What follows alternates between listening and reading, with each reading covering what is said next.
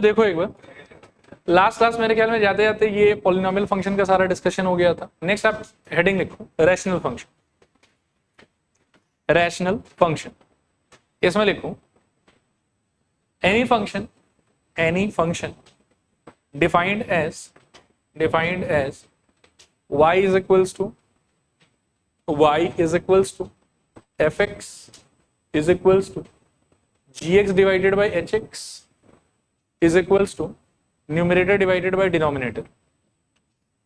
Y is equals to fx equals to gx divided by hx is equals to numerator divided by denominator, where fx and gx, not fx, sorry, where gx and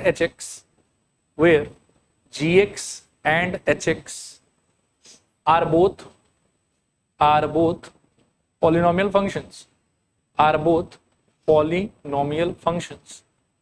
is called rational function. Where hx and gx are both polynomial function is called rational function. दो minute board की तरफ देखो। जैसे polynomial function आप देख रहे थे ना कि ये वाला सारा का सारा पॉलिनोमियल फंक्शन था। अब आप किसी भी दो पॉलिनोमियल फंक्शन का अगर रेशियो ले लेते, जैसे सपोज करो कि यहाँ पर एक एग्जांपल मैं लेता हूँ कि इफ आई से f of x equals to, I will start assuming 3x plus 1 whole thing divided by let's say 5x square plus 3x plus 7। अगर मान लो कि ऐसा हो जाता तो इस वाली चीज को हम लोग बोलेंगे रैशनल फंक्शन। और जरूरी नहीं कि ऊपर आप 3x plus 1 और नीचे 5x square plus 3x plus 7 ही लो, आप नीचे वाले को ऊपर और ऊपर वाले को नीचे भी ले सकते हो और ऊपर नीचे कुछ अलग फंक्शन भी ले सकते हो, लेकिन आपका न्यूमरेटर भी इंडिविजुअली एक पॉलिनोमियल फंक्शन होना चाहिए और आपका डिनोमिनेटर भी इंडिविजुअली एक पॉलिनोमियल फंक्शन होना चाहिए। तो दो इस तरीके से पॉलिनोमियल फंक्शन के इफ यू टेक रेशियो तो that is overall known as rational function. अब सिंस इसका डेफिनेशन ही ऐसा अटपटा सा है, इसीलिए इसका कोई स्टैंडर्ड स्ट्रक्चर नहीं हो। मतलब हम तो क्या है कि ऊपर पॉलिनोमियल के नाम पे कुछ भी ले सकते हैं और नीचे भी पॉलिनोमियल के नाम पे कुछ भी ले सकते हैं, पर हर बार जब ऊपर नीचे का डेफिनेशन चेंज करते रहेंगे तो इसका ओवरऑल चेहरा बार बार जो है वो चेंज होता रहेगा, इसीलिए इसका स्टैंडर्ड स्ट्रक्चर नहीं पॉसिबल। क्लियर मेरे ख्याल। दूसरा बात आता है कि इसका डोमेन क्या होगा, रेंज क्या होगा। तो रेंज का तो सच बात बताऊं तो कोई कमेंट कर ही नहीं सकता। रीजन भी कि हर बार जब आप gx और hx का स्ट्रक्चर चेंज करते रहोगे तो रेंज आपका चेंज होता रहेगा, ठीक है। और डोमेन पे थोड़ा बात कर सकते हैं। डोमेन पे ये बात कर सकते हैं कि देखो इसको सिर्फ तब प्रॉब्लम होगा जब नीचे वाला फंक्शन का वैल्यू क्या हो रहा होगा, 0 हो रहा। तो इसलिए डोमेन का हम लोग अंडरस्टैंडिंग ये लिख सकते हैं कि r minus those points where denominator equals to 0। और रेंज के बारे में ऐसा कुछ कमेंट करना पॉसिबल नहीं है। अगेन सिंस डेफिनेशन अपने आप में फिक्स नहीं है, स्टेबल नहीं है, इसीलिए ग्राफ पे भी कोई कमेंट करना इसके लिए पॉसिबल नहीं, ठीक है। तो लिखो domain is equals to r minus curly bracket open those points where denominator is equals to 0, curly bracket open those points where denominator is equals to 0। अच्छा आगे बढ़ रहे हैं, अगला लिखो आप लोग exponential function.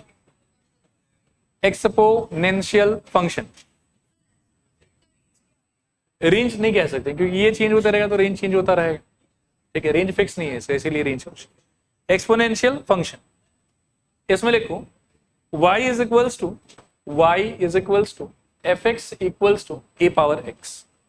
y is equals to fx equals to a power x। ये भी लिखना साथ में कि where a is equals to any positive number, where a is equals to any positive number, where a is equals to any positive number, ठीक है। एक बार लिख लो डोमेन इक्वल्स टू r और range equals to 0, infinity. Domain is equals r and range is equals to 0, infinity. अब देखो एक दो बात है वो पहले थोड़ा समझा लेता हूं। जैसे स्ट्रक्चर इसका क्या है, देखो y is equals to a power x का स्ट्रक्चर है और ऐसा बोला हुआ कि a ग्रेटर देन क्या होना चाहिए, ये फिक्स है। अब आप a का ना कुछ वैल्यू खुद से चूज कर लो, बताओ 2 ले लेते हैं, 1 मत लो, 1 तो बहुत इजी हो जाएगा, 2 ले लो आप। तो अगर 2 लेते हो तो देखो यहाँ पर क्या मिलेगा, y इज इक्वल्स मेरे ख्याल में बोलो 2 टू द पावर x। अब मैं आपको एक चैलेंज देना चाहता हूँ, उस चैलेंज से मैं आपको रेंज समझाने का ट्राई करूँ। पहले एक बात बताओ कि x का 2-3 वैल्यू अगर मैं यहाँ पे रखूँ, x की जगह 1 रखूँ तो आंसर क्या है? 2 रखूँ तो 3 रखूँ तो 4 रखूँ तो, ठीक है, यहाँ तक बढ़िया। अब मैं चैलेंज आपको ये दे रहा हूँ कि मेरे को x का एक ऐसा वैल्यू बताओ जिसको यहाँ बिठाने के बाद में इसका आंसर जो है वो 0 हो जाए। x का एक ऐसा वैल्यू बताओ जिसको यहाँ बिठाने के बाद में, सॉल्व करने के बाद में मेरे को आंसर 0 मिले। आई थिंक नहीं बता पाओगे क्योंकि ऐसा कुछ होता ही नहीं एक्चुअली। अब मैं आपको एक दूसरा चैलेंज देता हूँ कि x का एक ऐसा वैल्यू बताओ मेरे को जिसको इसमें बिठाने के बाद में आंसर नेगेटिव हो जाए। नहीं, ये तो शायद बता पाओगे नहीं। मान लो कि x की जगह -10 डाल देता हूँ तो क्या होगा? देखो 2 पावर -10, इसका आंसर तो नेगेटिव होगा ना, होगा ना? मुंडी भी ला रहे नहीं होगा। देखो ध्यान से सोचो, इसको सॉल्व करेगा तो क्या हो जाएगा? 1/2 to the power 10, which is no doubt a very small number, ठीक है ना, लेकिन नेगेटिव तो नहीं हो, रहेगा तो पॉजिटिव ही। कुछ वैसा बात होगी कि बॉलीवुड में डायलॉग नहीं देता है कि गरीब है लेकिन चोर नहीं है, तो छोटा है लेकिन नेगेटिव नहीं है। आया बात समझ? और बेसिकली मैं आपको दो ही चीज का फील कराना चाहता हूँ। पहला ये फील कराना चाहता हूँ कि एक तो यार देखो x की जगह सब कुछ डाल सकते, पॉजिटिव नेगेटिव बड़ा छोटा, x की जगह सब कुछ चला जाए, इसीलिए डोमेन आपका हो गया R। और जहां तक रेंज का बात है तो कितना भी आप कोशिश कर लो, एक तो आप इसको 0 नहीं बना पाओ और दूसरा आप इसको नेगेटिव भी नहीं बना पाओ। तो हर बार जो y का आने वाला आंसर है वो 0 के राइट साइड में ही कोई ना कोई नंबर आपका आ रहा हो, इसीलिए जो इसका रेंज है वो कहा जाता है कि 0 से लेके इन्फिनिटी। देखो आया समझ के नहीं आया समझ? रिपीट करूं कि हो जाएगा? हो जाएगा। अच्छा, इसके साथ साथ आप एक चीज और भी यहाँ अटैच कर लो कि a is not equal to 1। 1 भी नहीं लेंगे हम, 1 क्यों नहीं लेंगे बताओ? 1 एक बहुत ही बेकार साथ, 1 यदि ले लोगे बेस के अंदर में तो पावर में कुछ भी बिठाते रहो, हर बार आंसर क्या आता रहेगा? 1 1 1 आता रहेगा, और फिर ये एक्सपोनेंशियल फंक्शन का फील नहीं देगा, ये फील देगा कांस्टेंट फंक्शन कि आउटपुट फिक्स हो गया। आया बात समझ? इसीलिए हम बेस को पॉजिटिव नंबर रखेंगे और 1 नहीं रखेंगे, चलेगा। और आपको रेंज और डोमेन भी समझ में आ गया हो। नेक्स्ट अब क्या है कि इसके ग्राफ को मैं आपको दिखाता हूं, उस ग्राफ का भी थोड़ा सा पहले फील दिला देता हूं। सपोज करो कि y is equals to a power x में एक बार मैं ना a को लेना चाहता हूँ 1/10 और एक बार मैं a को लेना चाहता हूँ 2, और अपन फील करेंगे कि ऐसा लेने से क्या होता है। हालांकि 1/10 टू द पावर x और एक बार अपन देखेंगे y is equals to 2 to the power x, ठीक है। x का वैल्यू पहले इसमें ट्राई करते हैं, x का वैल्यू 1 बिठाओ, आंसर क्या है? 2। सब लोग ट्राई करना एकदम जोश, 1 डालने से, 2 डालने से, 3 डालने से, 4 डालने से, एंड वी कैन से कि जैसे जैसे आप x को बढ़ाते जा रहे हो आपका आंसर धीरे धीरे धीरे धीरे साइज में और बड़ा होता जा रहा है। इसमें ट्राई करते हैं थोड़ा सा, 1 डालो x की जगह 1/10, डेसिमल फॉर्मेट में जाओगे तो क्या हो जाएगा? 0.1। 2 डालो 1/100, डेसिमल फॉर्मेट में 0.01, ये बड़ा होगा कि छोटा हो गया? छोटा हो गया। 3 डालो 1/1000, 0.001, बड़ा होगा कि छोटा हो? छोटा। तो इसमें मैं देख सकता हूं कि जैसे जैसे मैं x को बढ़ाता जाऊंगा अपने एंड से, वैसे वैसे मेरा जो आंसर है वो धीरे धीरे छोटा होता जाएगा। इसमें जैसे जैसे x को बड़ा करता जाऊंगा धीरे धीरे मेरा आंसर क्या होता जाएगा? बड़ा होता जाएगा। तो ये वाला फीलिंग बस आप दिमाग में रखना। और इस फीलिंग के वजह से क्या होता है कि इसका एक नहीं 2 ग्राफ एग्जिस्ट करता है। अब 2 ग्राफ कैसे एग्जिस्ट करता है उस बात को समझो। मैंने आपको यहाँ पर पहले ही बताया कि y equals to a power x लेते समय a को पॉजिटिव होना जरूरी है। दूसरा हमने इस पे भी चर्चा कर लिया कि a 1 नहीं हो सकता, ठीक है, क्लियर। तो a क्या हो सकता है? a 0 से लेके 1 तक और 1 के बाद इन्फिनिटी तक कुछ भी हो सकता है। ये वो सिचुएशन है जो हमेशा तब ऑकर करेगा जब a का वैल्यू 0 से लेके 1 के बीच का आप कोई भी नंबर लेते हो। मैंने कन्वीनियंस के लिए जानबूझ के 1/10 लिया ताकि आप अच्छे से फील कर पाओ, लेकिन जरूरी नहीं कि ये बिहेवियर आपको 1/10 पे ही दिखेगा। तो आपको हाफ, 1/4, 1/3 सारा नंबर जो इन दोनों के बीच में आता है उनके ऊपर आपको सेम बिहेवियर का फीलिंग आएगा, ठीक है। और अगर आप a का वैल्यू बियॉन्ड 1 कुछ भी अगर चूज करते हो तो आपको ये वाला फीलिंग आएगा। और इस 2 अलग अलग फीलिंग का ग्राफ 2 अलग अलग होता है। कैसा होता है वो मैं आपको दिखाता हूँ, और ये चीज आपको आज के बाद में याद रखना है कि y is equals to a to the power x। We all know कि a has to be positive and a can not be 1। तो a क्या हो सकता है? a हो सकता है कि 0 से लेके 1 के बीच का कोई नंबर हो, और या फिर a हो सकता है कि 1 के बियॉन्ड कोई नंबर हो, ठीक है ना। a might be a number between 0 and 1 और a may be a number greater than 1। जब 0 से 1 के बीच में तो मेरा फीलिंग ये है कि जैसे जैसे x बढ़ता जाएगा y का वैल्यू धीरे धीरे कम होता जाएगा, ठीक है। और इसमें मेरा फीलिंग है कि जैसे जैसे x बढ़ता जाएगा y का वैल्यू वैसे वैसे क्या होता जाएगा, बढ़ता जाएगा। अब इस फीलिंग को ही हम जो है वो यहाँ ड्रॉ करने का ट्राई करें। तो आई विल से कि इस सिचुएशन में आपका ग्राफ ऐसा, क्लियर, और उस सिचुएशन में आपका ग्राफ देखो कैसा, उस सिचुएशन में आपका ग्राफ ऐसा हो, इस टाइप से, ठीक है। इसमें जैसे जैसे x बढ़ रहा है वैसे वैसे y क्या हो रहा है, कम हो रहा है। इसमें जैसे जैसे x बढ़ रहा है वैसे वैसे y बढ़ रहा है। इसमें भी यू कैन सी कि ग्राफ का मैंने जीरो से लेके इन्फिनिटी वाला पोर्शन यूटिलाइज किया है। इसमें भी यू कैन सी कि मैंने ग्राफ का जीरो से लेके इन्फिनिटी वाला पोर्शन यूटिलाइज किया, ठीक है। So this is graph of y equals to e power x when a lies between 0 and 1, and this is graph of y equals to e power x when a lies between 1 and infinity, 1 के beyond से भी, ठीक है। बनाओ इसको फटाफट।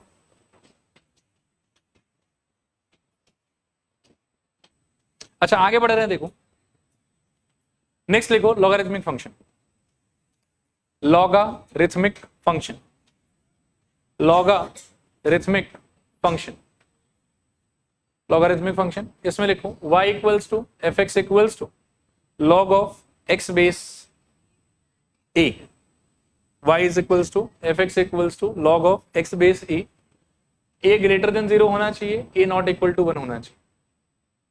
इस बात पे हम कोई बहस नहीं करेंगे, क्यों, लॉग के चैप्टर में सब सारा बात पहले पढ़ चुके हैं हम कि बेस कभी भी 1 नहीं हो सकता और बेस कभी भी नेगेटिव नहीं हो सकता। तो वही सारा बात आज वापस अप्लाई हो रहा है। डोमेन और रेंज भी आप सीधा ही छाप लो, domain equals to 0, infinity, more than 0 होना चाहिए ना, लेस देन 0 तो नेगेटिव हो जाएगा, ठीक है। Domain equals to 0 to infinity, range equals to minus infinity to infinity, चलेगा। अब इसका भी थोड़ा सा ग्राफ पे बात कर लेते हैं। ये कहीं ना कहीं क्या है ना कि एक्सपोनेंशियल फंक्शन के ग्राफ से थोड़ा इन्फ्लुएंस्ड रहता है ये। इसका ग्राफ भी 2 आएगा, log x base a positive, a not equal to 1, and a का खुद का 2 स्ट्रक्चर हो सकता है। एक हो सकता है कि a लाइंग बिटवीन 0 एंड 1, और एक हो सकता है कि a मोर देन 1। देखना ध्यान से, इस सिचुएशन में आपका ग्राफ ऐसा हो जाएगा, ठीक है। और इस सिचुएशन में आपका ग्राफ ऐसा हो जाएगा, इस टाइप से, ठीक है। ये 2 ग्राफ छापिए इसको।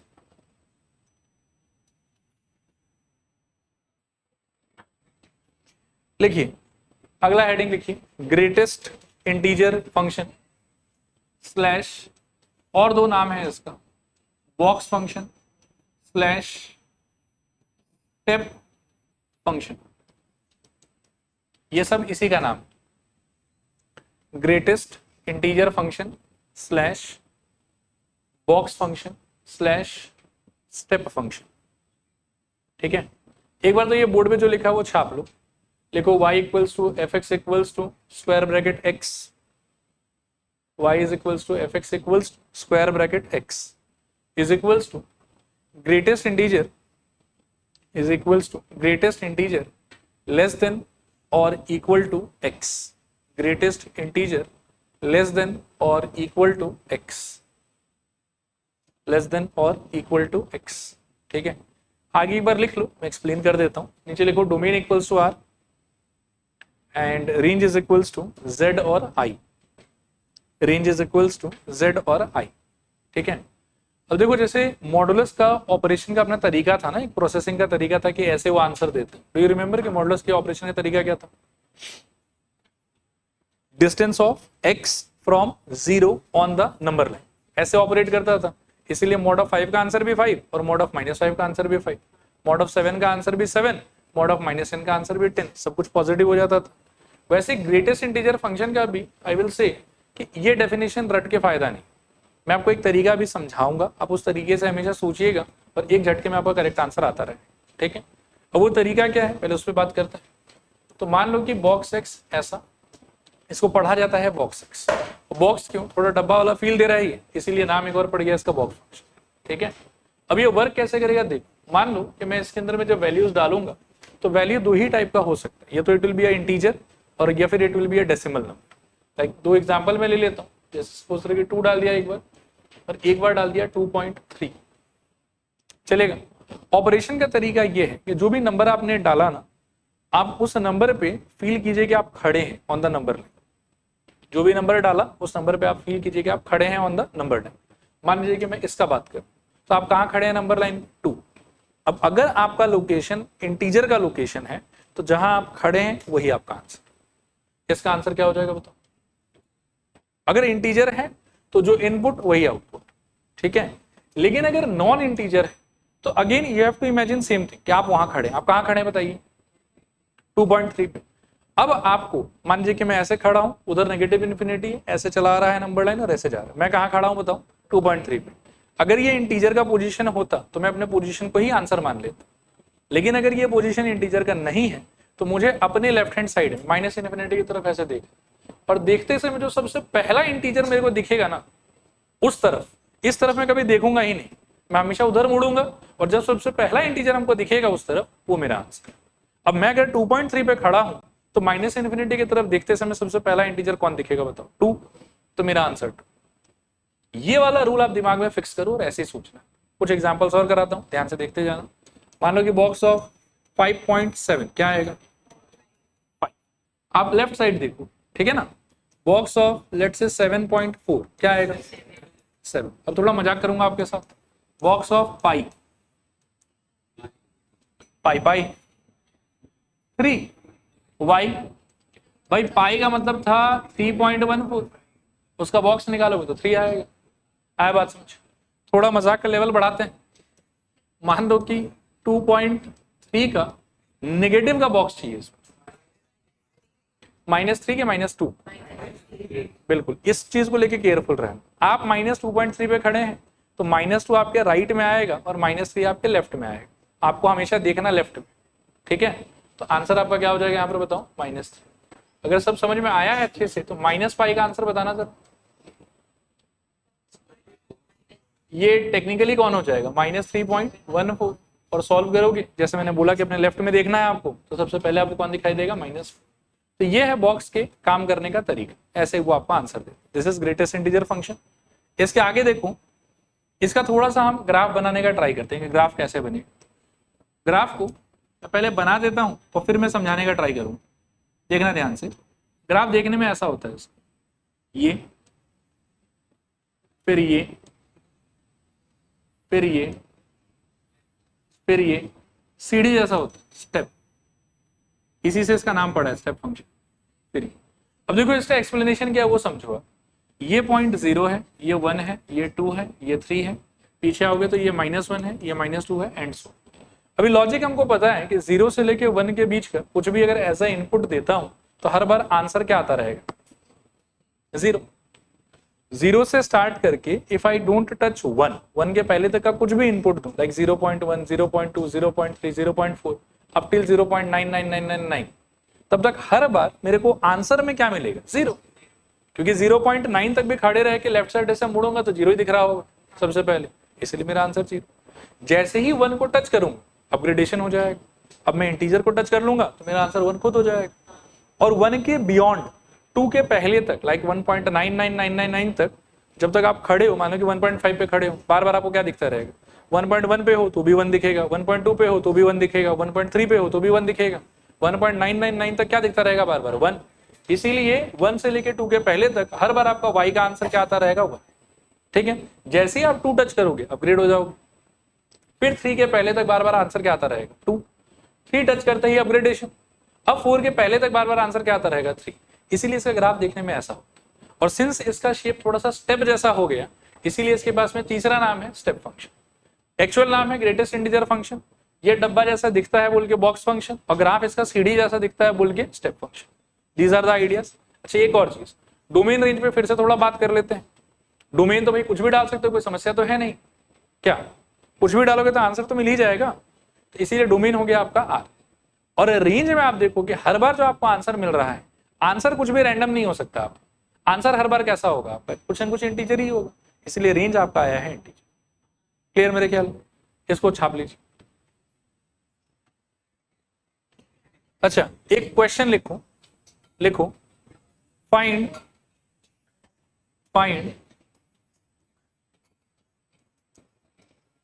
x if box of 2x minus 3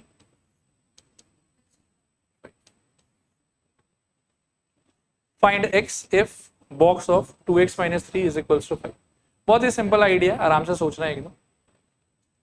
ये जो 2x माइनस 3 है, ठीक है ना, इसका बॉक्स वैल्यू अगर 5 आ रखा है तो आप एक बार इमेजिन करके देखो कि अंदर के मसाले का वैल्यू कहां से कहां तक रहा हो। आंसर 5 आया है।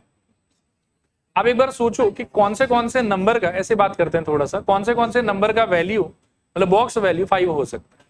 तो मेरे ख्याल में 5 का भी 5 होगा, 5.1 का भी 5 होगा, 5.2 का भी 5 होगा, 5.9 तक जो है वो वैल्यू हम 5 मान के चलेंगे। 6 छूते ही वैल्यू क्या हो जाएगा 6, तो 6 नहीं हो सकता। इसका मतलब ये कि अंदर का मसाला ना 5 से लेके 6 के पहले तक कुछ भी हो सकता है। ये चीज समझ में आया, कन्विंस्ड हो एकदम से।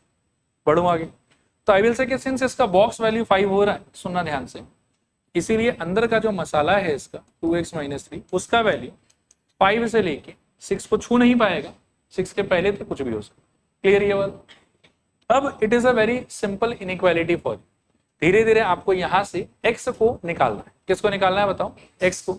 तो उसके आगे पीछे जो भी लटका हुआ है इसको भगाना है एक एक करके। पहले इस लटकन को देखो क्या लिखा हुआ है, -3। इसको भगाने का तरीका है कि सब में 3 जोड़ दो, ठीक है ना। तो क्या हो जाएगा बताओ? 5 + 3 का वैल्यू 8, ये लिख दूं क्या? 5 + 3 less than equals to 2x minus 3 + 3 less than 6 + 3, ठीक है। ये मिला के हो जाएगा मेरे ख्याल में 8 लेस देन इक्वल्स टू 3 गया, 2x लेस देन 9, चलेगा। अब वापस से इसके साथ क्या चिपका बताओ? 2 भगाने के लिए क्या करना पड़ेगा? डिवाइड। लेकिन याद करो एक चीज आप कि 2 एक पॉजिटिव नंबर है क्या नेगेटिव नंबर? पॉजिटिव, इसीलिए हम डिवाइड भी करेंगे और इनइक्वालिटी का साइन भी चेंज नहीं करेंगे। लेकिन यहीं पे अगर 2 एक नेगेटिव नंबर होता तो डिवाइड करते समय आपको इनइक्वालिटी का साइन भी चेंज करना चाहिए था। ये सब चीज हम देख रखे हैं। अब अगर आप 2 से डिवाइड कर देते हो तो 8 divided by 2 4 less than equals to x less than equals to 9/2, I think 4.5। So we can say कि ओके x बिलोंग्स टू 4 से लेके 4.5 के बीच में कुछ भी हो सकता है। सॉरी, इधर ओपन इंटरवल, चलेगा? ओके, बढ़ो आगे। हाँ, नेक्स्ट क्वेश्चन बताओ तो।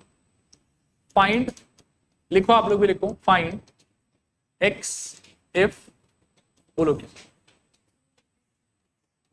2 माइनस इक्वल्स टू, फालतू ये करें, सॉल्व करें। फिर से बॉक्स का आंसर क्या दिया हुआ? 5। तो इनपुट कहां से कहां के बीच में रहा? 5 से 6। 5 को टच कर पाएगा, 6 को टच नहीं कर पाएगा। तो क्या बोलना चाहिए बताओ? इसमें देखना एक अच्छा चीज होगा, हाँ, 2 minus 3x greater than equals to 5 and less than 6। ये 2 भगाने के लिए क्या करोगे? -2 हर जगह से। तो 5 - 2 का value 3 less than equals to, यहां तो हट जाएगा, -3x लेस देन 6 - 2 का वैल्यू 4। अभी x को ठीक करने के लिए, x को एक्सट्रैक्ट करने के लिए आपको डिवाइड क्या चीज से करना पड़ेगा? -3 से, which is a negative number. तो इनइक्वालिटी का साइन सेम के चेंज करना होगा, चेंज करना होगा। क्या आ जाएगा बताओ? यहाँ पर -1, यहाँ पर बताओ क्या आ जाएगा? -4/3, ठीक है। और बीच में ये जो ऐसा था ये अब ऐसा हो जाएगा, greater than equal to x greater than. Clear है? चलेगा ना? इसको एक बार रिवर्स वे में भी लिखना होगा आपको, क्योंकि ये प्रोटोकॉल है कि हमेशा छोटा नंबर लेफ्ट में होना चाहिए। तो क्या हो जाएगा बताओ? -4/3 less than x less than equals to -1। और यहां से आप कह सकते हैं कि okay x lies from -4/3 to -1 close it. ये आपका आंसर। हमने -3 से डिवाइड किया सबको, और वो डिवाइड करने के चक्कर में ही इनइक्वालिटी का साइन भी हमको पलटी मारना पड़ा। लास्ट क्लास देखा था। अच्छा, डन मेरे ख्याल में। अगला हेडिंग लिखे हैं आप लोग, equal function. Equal function, equal function लिखो इसमें। Two functions are said to be equal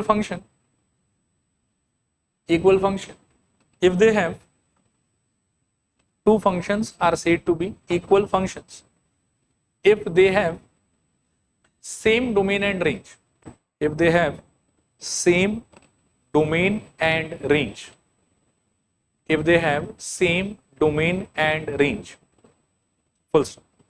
आगे लिखो, ये लिखो नहीं, मेरी तरफ देखो, सुनना ध्यान से।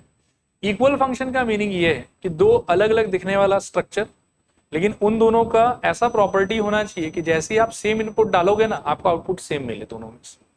ऐसे जनरली इक्वेशन अगर अलग अलग है तो आप क्या एक्सपेक्ट करोगे कि दोनों में दो मैं सेम इनपुट डाल रहा हूं बट दोनों से आंसर अलग अलग आना चाहिए, ये स्ट्रक्चर अलग है।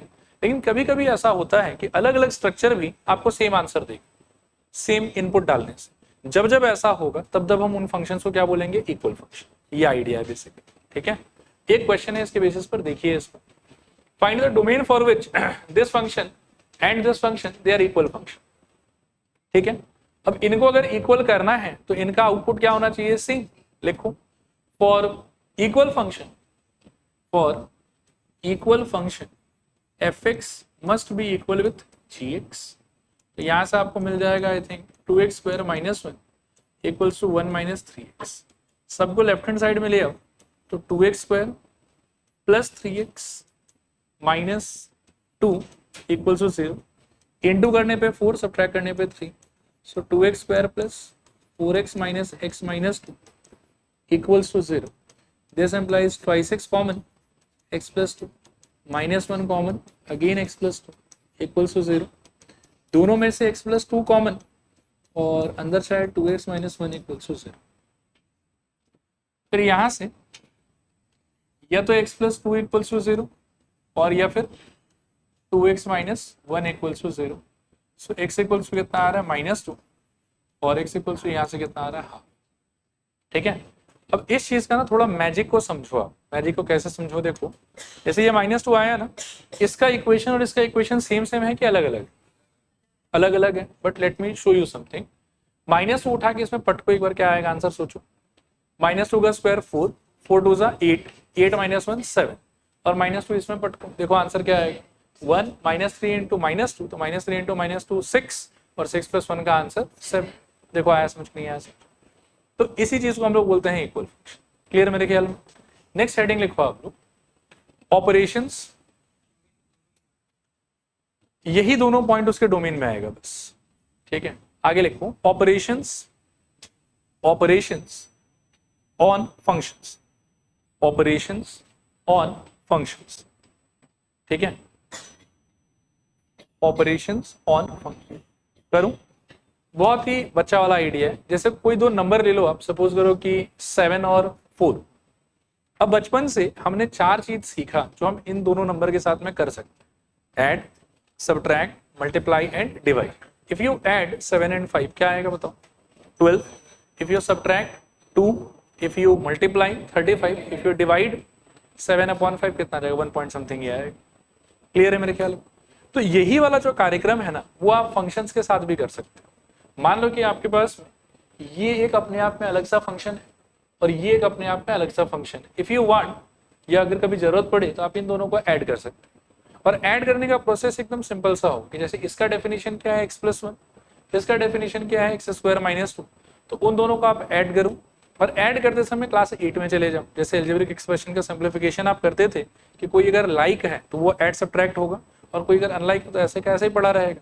फॉर एग्जाम्पल, इसका सिंप्लीफिकेशन जब होगा तो x तो एक ही जगह पे है, बाकी कहीं पे x है ही नहीं, तो x जैसा है एज इट इज वो कंटिन्यू करेगा। x स्क्वायर का भी कोई दोस्त नहीं, तो वो भी एज इट इज कंटिन्यू करेगा। फिर 1 और -2 का सिंप्लीफिकेशन आपस में हो सकता है, तो 1 - 2 का आंसर कितना आ जाएगा, -1, and that will be your answer. Clear मेरे ख्याल। Similarly if you go for subtraction, तो आप यहाँ पर देख सकते हैं, जैसे f - g करोगे तो f का डेफिनेशन यहाँ आ जाएगा, g का डेफिनेशन यहाँ आ जाएगा। माइनस साइन उस पर अपना इंपैक्ट डालेगा। इंपैक्ट डालने के बाद में एक्स स्क्वायर का -x स्क्वायर और माइनस इंटू माइनस क्या हो जाएगा, प्लस। अल्टीमेटली सॉल्व करके 1 + 2 तो 3 हो जाएगा। एक्स स्क्वायर अपना नेगेटिव है और x जो है वो पॉजिटिव, ठीक है। क्लियर मेरे ख्याल, बच्चा वाला ही काम है। नेक्स्ट आप मल्टीप्लीकेशन भी कर सकते हैं कि x + 1 × x स्क्वायर - 2। तो इसको भी जैसे बचपन में करते थे कि x × ये वाला ब्रैकेट पूरा और 1 × ये वाला ब्रैकेट पूरा, खोल लो। और फिर से अगर कोई लाइक टर्म जनरेट होता है तो उनको आपस में थोड़ा सिंप्लीफाई कर दो, बाकी एज इट इज कंटिन्यू हो जाएगा। डिवीजन भी आप उसी तरीके से कर सकते हैं, ठीक है। डिवीजन में भी अगर फर्दर सिंप्लीफिकेशन पॉसिबल है, जैसे यहाँ पर मेरे को लगता है कि हाँ पॉसिबल है सिंप्लीफिकेशन, नहीं या नहीं पॉसिबल सर। मान लो कि x² - 1 होता तो हो पाता, बट यहाँ तो और सिंप्लीफिकेशन नहीं हो सकता, तो ये ऐसे का ऐसे ही अटक जाए। क्लियर है, आ गया समझ मेरे ख्याल।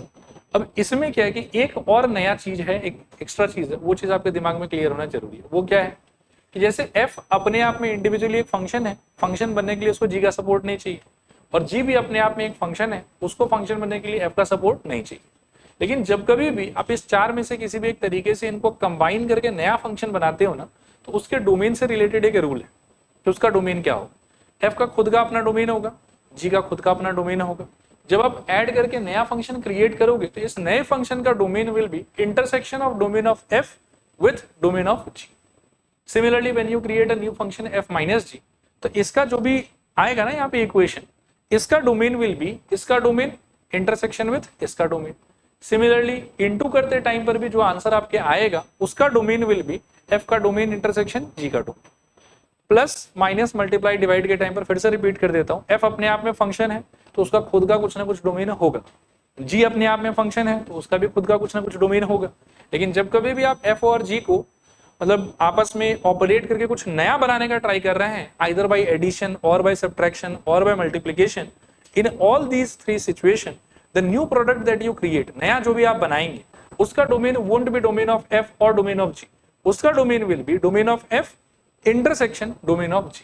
ये वाला बात ऑलमोस्ट इसी रूप में f डिवाइडेड बाय g पे भी वैलिड होता है इसमें, लेकिन एक नया क्लॉज और भी आ जाता है। f डिवाइडेड बाय g वाले नए स्ट्रक्चर का भी domain will be domain of f intersection domain of g minus those points जहां पर g का वैल्यू हो रहा होगा 0। कि इसमें एक एडिशनल कंडीशन आ जाता है इसको वैलिड रखने के लिए कि डिनोमिनेटर को 0 नहीं कर सकते। आया बात समझे? तो चारों ही सिचुएशन में नया क्रिएटेड एक्सप्रेशन का जो डोमेन होगा that will be domain of f intersection domain of g। Division वाले में एक बात और लागू होता है कि minus those points where denominator becomes 0।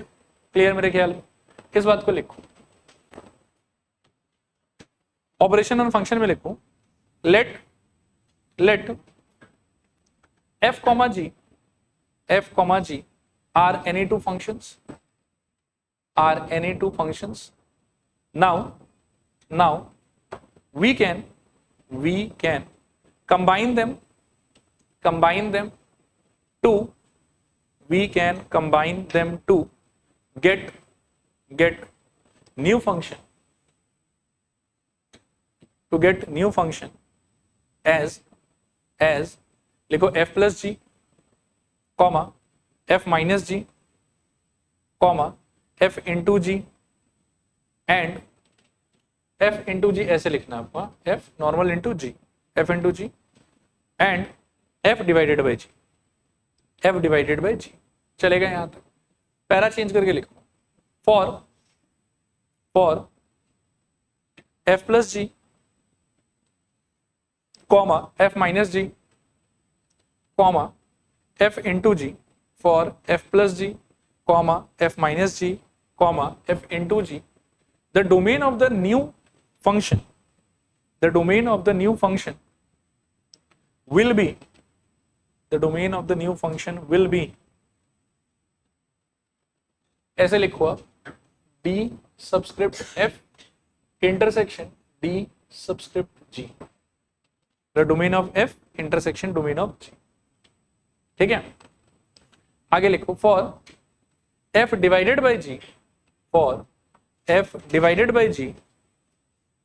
the domain of the new expression, for f divided by g, the domain of the new expression will be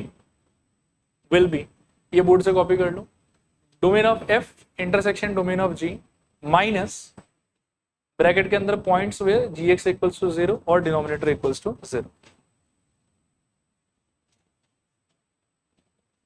अच्छा, इसके बेसिस पर देखो क्वेश्चंस देखो। इससे पहला क्वेश्चन ये है आपका कि ये fx का डेफिनेशन है, ये gx का डेफिनेशन है और आपको f square minus 3g find करना है। सोल्यूशन देखो क्या होगा इसका, f स्क्वायर माइनस 3g, तो दोनों जगह पर आप उनका डेफिनेशन रेस्पेक्टिव जो भी है वो रिप्लेस कर दीजिए। तो ये हो जाएगा मेरे ख्याल में x+1 का whole square minus 3 times of 2x minus 3, खोल दो इसको, तो x square plus 2x plus 1 minus मेरे ख्याल में 6x प्लस, सॉरी एक बार पहले माइनस 9 ही रखते हैं, तो माइनस से खोल दो, x square plus twice x plus minus 6x plus 9 and all together x square minus 4x और आई थिंक प्लस 10, ये आपका आंसर। ठीक है, क्लियर मेरे ख्याल में। अब ऐसा कुछ भी आ सकता था और यहां पर भी कुछ भी हो सकता था, बस आप नॉर्मल तरीके से अपना प्रोसेस कर लो, जो आएगा वो आंसर चलेगा। आगे इसको देखो, f x equals to this, find the domain of the function. ठीक है, क्या आपको यहां फील हो रहा है कि एफ एक्स जो है वो दो फंक्शन का सम लिखा हुआ, एक को मान लो कि मन के अंदर में मैं एच एक्स मान लेता हूं और एक को जी एक्स मान लेता हूं। तो जो रूल थोड़ी देर पहले हमने देखा वो साफ साफ क्या कहता है हमको कि इस टाइप से जब भी आप एडिशन, सब्ट्रैक्शन, मल्टीप्लीकेशन या डिवीजन टाइप कुछ भी करते हो तो जो डोमेन है इसका वो डायरेक्टली मान लो कि इनका डोमेन्स नहीं हो।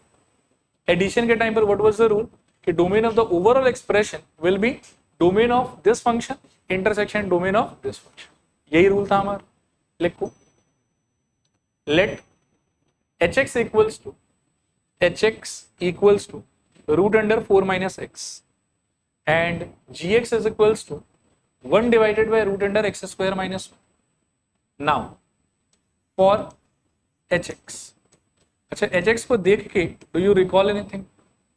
डोमेन के कॉन्टेक्स्ट में ये कौन सा टाइप है बताऊं? सेकेंड टाइप पे डोमेन निकालने का तरीका क्या होता था? रूट के अंदर वाला expression greater than equal to 0। तो लिखो, फॉर डोमेन मेरे विचार में होना चाहिए 4 minus x greater than equal to 0। This implies 4 greater than equal to x, और घुमा के लिखोगे तो x less than equals to 4 और x इक्वल्स टू यहां हम कह सकते हैं माइनस इन्फिनिटी से लेके 4 क्लोज चलेगा। ये समझ आया अच्छे से? व्हाट अबाउट gx, वो है आपके जान पहचान का कि नहीं है? जान पहचान है मेरे ख्याल। ये कौन सा टाइप है बताओ? Third type. तो यहां पर हमको मिल रहा है 1 by root under x square minus 1 and what was the idea या क्राइटेरिया? सिर्फ ग्रेटर देन 0, इक्वल टू नहीं ले सकते। तो क्या आ जाएगा बताओ? X square minus 1 greater than 0, तोड़ोगे तो क्या आ जाएगा? X minus 1 into x plus 1 greater than 0। Since multiple expressions involve है तो आप डायरेक्टली तो सॉल्व नहीं कर सकते हो, क्या लगाओगे इस पे? Wavy curve. अब वेवी कर्व के हिसाब से क्या हो जाएगा सोचो, ये हो जाएगा मेरे ख्याल में माइनस इन्फिनिटी, ये हो जाएगा इन्फिनिटी, यहाँ पर -1 और यहाँ पर 1। अब 1 के बियॉन्ड कोई भी पॉइंट लो, आई थिंक पॉजिटिव ही आएगा, यहाँ नेगेटिव और यहाँ पॉजिटिव। तो यहाँ से आप कह सकते हो कि x इक्वल्स टू क्या रहेगा बताओ? माइनस इन्फिनिटी से -1 ओपन इंटरवल यूनियन 1 से इन्फिनिटी। ये सारा चीज हम लोग पहले देख चुके हैं, ठीक है ना? ये 1 है और ये आपका 2। तो आप मेरे को बताओ कि आपका आंसर कौन सा है? 1 है, 2 है या 1 इंटरसेक्शन 2 होगा? और 1 इंटरसेक्शन 2 लेने का तरीका क्या होगा? इस सेम नंबर लाइन पे इन दोनों को प्लॉट करूं और दोनों का लेयर जिस जिस पोर्शन में ओवरलैप करेगा वो आपका आंसर, ठीक है? अब इनको यदि सेम नंबर लाइन पे प्लॉट करना है मेरे को, तो ये हो गया मेरा नंबर लाइन, ये हो गया मेरा माइनस इन्फिनिटी, ये हो गया इन्फिनिटी। पहला बात कह रहा है कि 4 के पीछे, तो ये रहा 4 के पीछे ये सब कुछ, ठीक है? फिर दूसरा क्या बोल रहा है बताओ?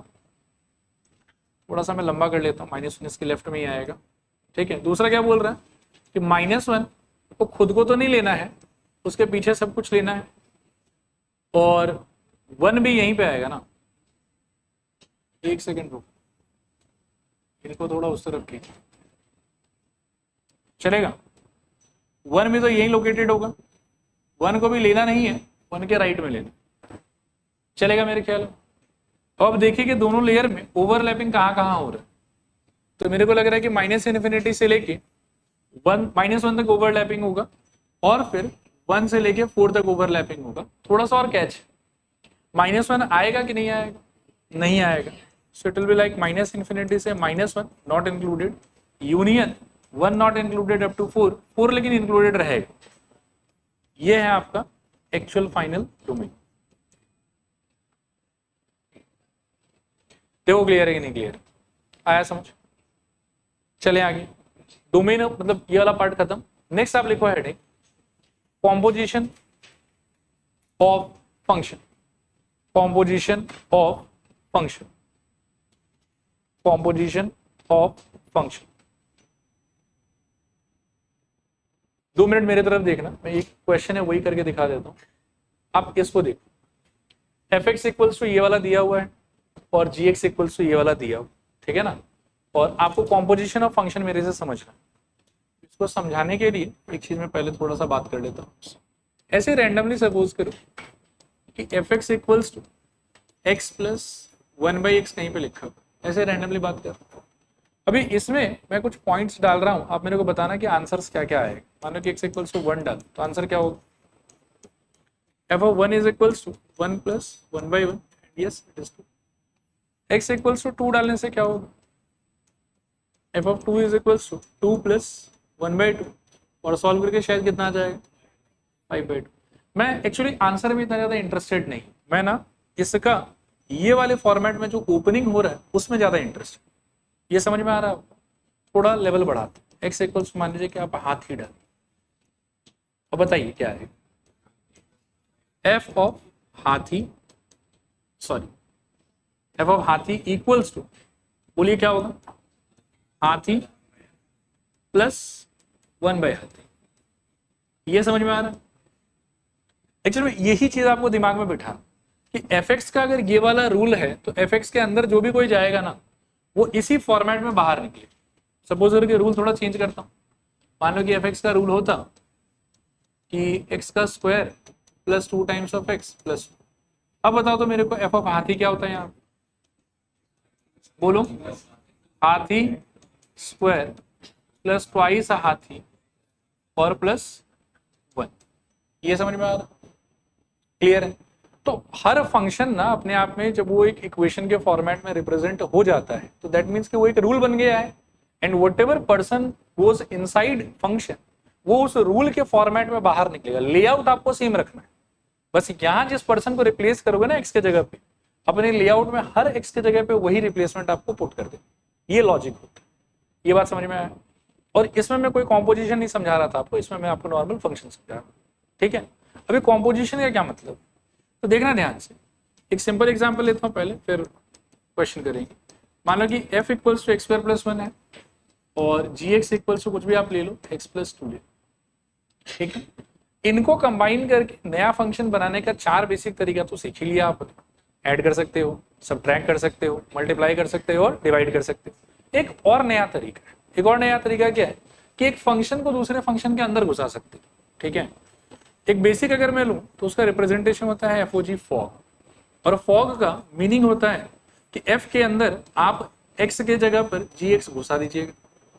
और इसको ऑपरेट करने का तरीका होता है कि जैसे जी एक्स का खुद का डेफिनेशन है, राइट, तो एफ के अंदर में आप एक्स प्लस 2 लिखिए पहले जी एक्स के जगह पर। आई होप कि ये समझ में आ रहा होगा। लेकिन ये अभी खुला फ्री नहीं हुआ है, इसके बाहर अभी भी कौन है? एफ का कवच लगा हुआ है, उसको खोलना पड़ेगा। उसको कैसे खोलिएगा? एफ के अपने स्ट्रक्चर के हिसाब से खोलिएगा। एफ क्या बोलता है कि जो मेरे अंदर घुसेगा उसका स्क्वायर कर दो, उसमें 1 जोड़ और फिर खुल जाएगा वो। तो इसको कैसे खोलिएगा सोचिए।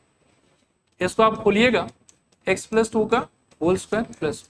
मुझे कैसा सपना है कि वैसे ही खोलना है, तो एफ ऐसा दिख रहा था ना इसलिए वैसे खोल रहा था। अब उसको पूरा खोल दोगे तो क्या हो जाएगा बताओ? मेरे ख्याल में x square plus 4x plus 4 plus 1, finally ये आ जाएगा x square plus 4x plus 5। ये आपका देखो, ये आया समझ के नहीं आया समझ। अब इसी में क्या है कि जैसे ये फॉग है, फॉग की जगह और 4 चीज हो सकती है, मैं दिखाता हूं एक एक करके। फॉग का मतलब तो एफ ऑफ जी एक्स, इसको पढ़ने का तरीका है एफ ऑफ जी एक्स। अच्छा क्यों ऐसे ही पढ़ते हैं बताओ? जैसे इसको आप क्या पढ़ते हो? एफ एक्स, ये और थोड़ा सा मतलब क्या है कि एलिगेंट वे में पढ़ोगे तो आप बोलोगे एफ ऑफ एक्स, इसीलिए इसको पढ़ोगे एफ ऑफ जी एक्स, इसको जी ऑफ एफ एक्स। ये किसका इंटरप्रिटेशन है? गॉफ का। फॉफ का मतलब होगा एफ ऑफ एफ एक्स और गॉ का मतलब होगा जी ऑफ जी एक्स, और सबको तोड़ने का तरीका सेम टू सेम। आया समझ? ये क्वेश्चन है, इन चारों को मैं कर देता हूं और इसको आप लोग फटाफट कॉपी में भी कॉपी कर, ठीक है। देखो यहाँ पे, या एक काम करो 2 मिनट रुको, 2 मेरे को करते हुए देखो और बाकी 2 को सीधा छाप लो। 2 में थोड़ा आप लोग ऑरली बोल बोल के हेल्प करो तो क्या होगा यहाँ पर इसके हिसाब से। एफ ऑफ जी के जगह पर ये वाला बोलो जल्दी से 2x प्लस 3, और f का रूल बोलता है कि भाई ऐसे खुलना चाहिए, तो क्या हो जाएगा बताओ?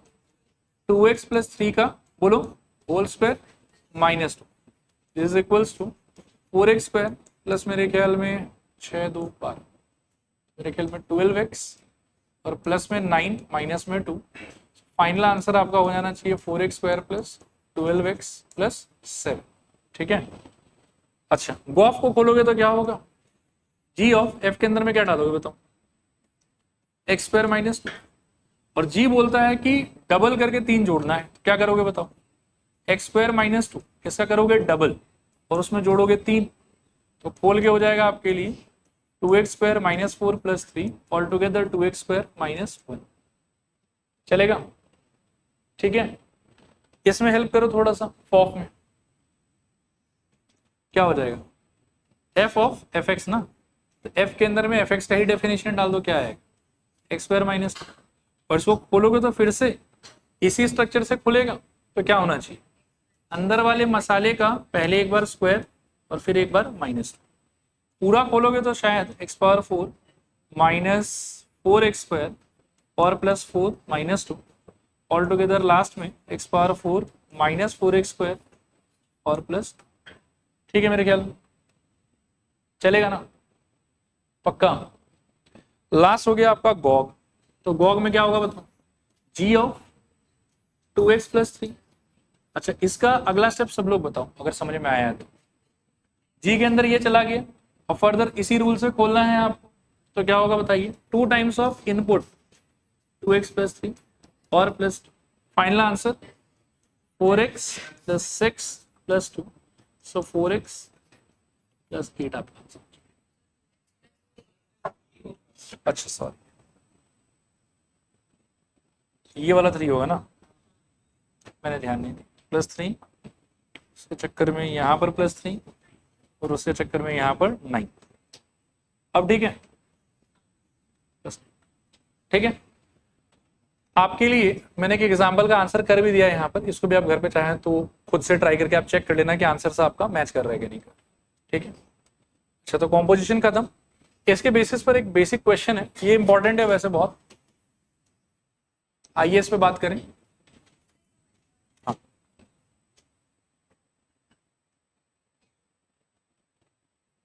अच्छा अगला देखो एक बार, इसको देखो, जैसे ये कह रहा है कि fx का खुद का अंडरस्टैंडिंग तो ये वाला है, और ये पता नहीं कुछ ऊटपटांग स्ट्रक्चर बना रहा है अपने हिसाब से, तो बोल रहा है कि इसको इक्वल करके बताओ।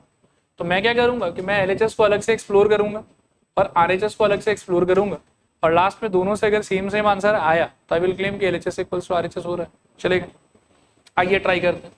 जैसे इसको ट्राई करते हैं पहले LHS, तो देखिए क्या हो जाएगा, f ऑफ x का होल क्यूब, fx का डेफिनेशन तो यही वाला है, तो ये क्या हो जाएगा, x माइनस 1/x का होल क्यूब, होल दो इसको क्या आएगा, a cube minus b cube minus 3a² b और प्लस 3ab।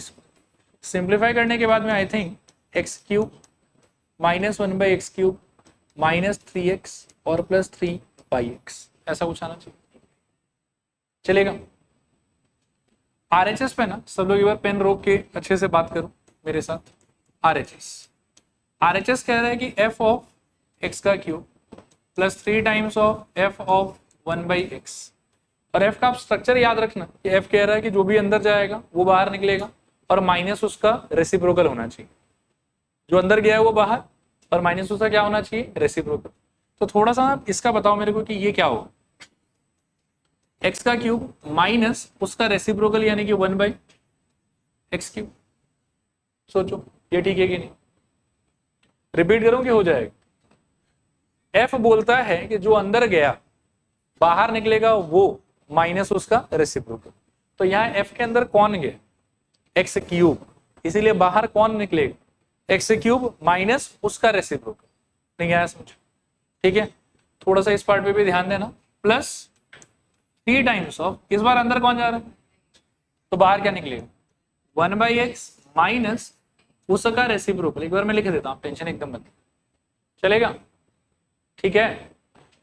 इसमें तो कुछ नहीं करना, x cube minus 1/x cube, उसमें भी वैसे कुछ करना नहीं है, plus 3 times of 1/x minus ये रेसिप्रोकल होके x हो जाएगा, और खोल दो इसको, it will become x cube minus 1/x cube plus 3/x और माइनस 3x, ये आपका आंसर। ठीक है। And as you can see कि LHS RHS दोनों का answer same same, therefore LHS equals to RHS।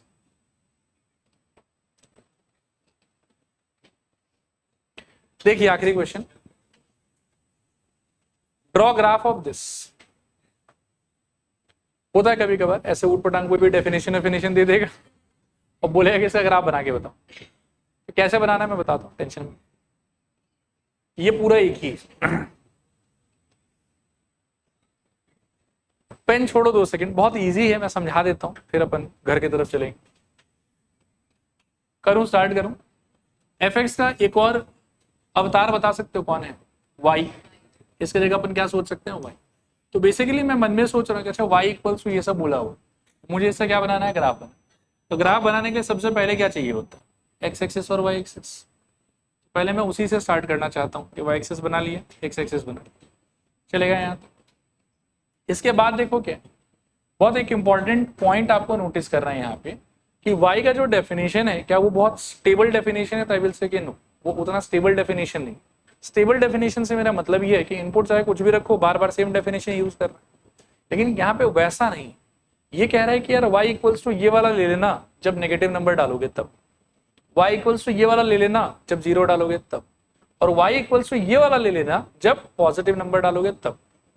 तो सेम रूल हर जगह यूज नहीं करना, डिपेंडिंग ऑन योर इनपुट आपको अपना रूल बदलते रहना।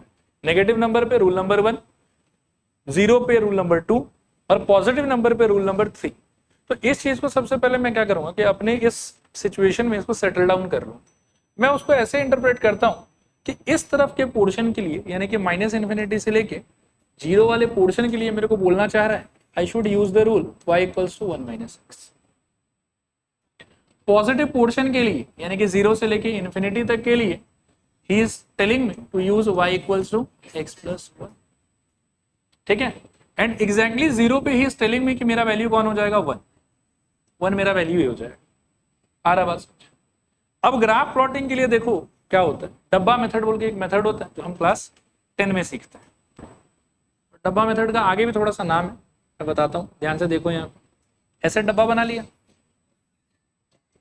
ये बहुत सोफिस्टिकेटेड मेथड है, एक्स और वाई। अच्छा, इसमें ये कैच है, लेकिन ये कैच क्या है बताओ। कैच ये है कि आपको पहले से बोला गया है कि इस रूल को यूज करते समय एक्स सिर्फ नेगेटिव ले सकते। तो वैसे तो अपन एक्स कहीं पर भी कुछ भी ले लेते हैं, लेकिन यहाँ पर प्रिसाइसली कौन सा एक्स लेंगे, नेगेटिव वाला। तो कुछ भी ले लो, क्या ले लोगे बताओ, -1 और एक बार -2 ले लो। -1 लेने से आंसर 2 और -2 लेने से आंसर 3। इससे आपको समझ में आया कि एक पॉइंट हो गया आपका -1, 2, दूसरा पॉइंट क्या हो गया -2, 3। आओ प्लॉट करें उसको, तो 1 2 3 -1 -2 -3 -1 1 2 3 की तरफ। ठीक है, अब देखो ध्यान से, ये पॉइंट कहाँ लोकेटेड होगा, सोचो, -1 और 2 पे, यहाँ कहीं पे, राइट। ठीक है, ये किधर लोकेटेड होगा, -2 और फर्दर थोड़ा सा और ऊपर, यहाँ पे। सही कह रहा हूं। और इस तीनों पॉइंट को एक प्रोसेस है, बिंदु मिलाओ चित्र बनाओ।